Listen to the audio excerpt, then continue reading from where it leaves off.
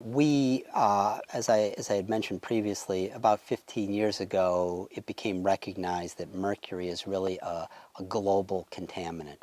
And so mercury, when it's emitted, and it's in the form of elemental mercury. Elemental mercury is that silvery form of mercury that you see in thermometers and things like that.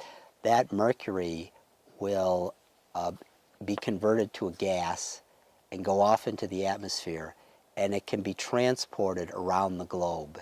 It has a residence time in the atmosphere of over a year, so that's well enough time to be transported uh, all over the globe. There are other forms of mercury that are released as emissions that are what we call oxidized forms of mercury. And these forms of mercury react very rapidly with moisture and particles and fall out fairly close to the sources within a matter of hours to days.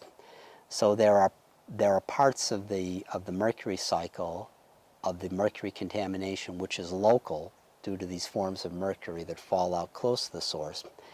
And there are forms that are global in nature that can be transported around the world.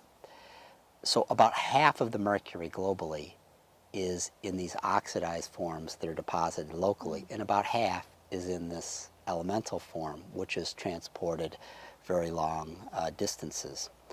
Now, before the Industrial Revolution, mercury is a natural element, and